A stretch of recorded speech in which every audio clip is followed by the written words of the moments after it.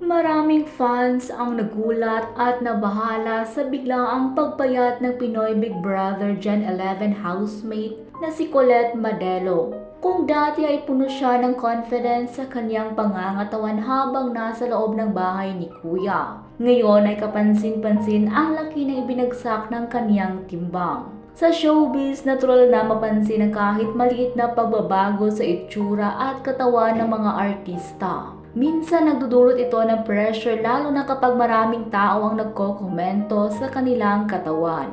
Ang ganitong issue ay madalas ding napag-uusapan online, lalo na kapag tungkol sa paborito ng madla. Gaya na lang ni Colette na minahal ng mga tao dahil sa kanyang pagiging masayahin at natural na ganda.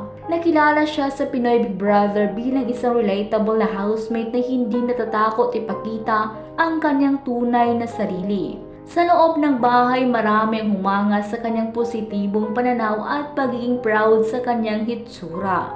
Kaya't noong mapansin ng netizens ang malaking pagbabago sa kanyang katawan matapos lumabas sa reality show, maraming nagtanong kung ano ang nangyari sa kanya. Hindi rin maiwasan mga haka-haka na may pinagdadaan ng pagsubok si Colette dahilan ng pagbagsak ng kanyang timbang. Samantala sa panayam sa kanya ni Darla sa YouTube kamakailan, ipinaliwanag ni Colette ang dahilan ng kanyang biglaang pagpayat. Ayon kay Colette, ang stress at adjustment period matapos ang reality show ang naging pangunahing dahilan ng kanyang pagbaba ng timbang. Hindi raw ito sinasadya ngunit malaking bagay ang epekto ng kanyang bagong routine sa kanyang katawan. Kwento pa ni Colette, hindi umano siya makatulog isang linggo mula nang lumabas siya sa bahay ni Kuya.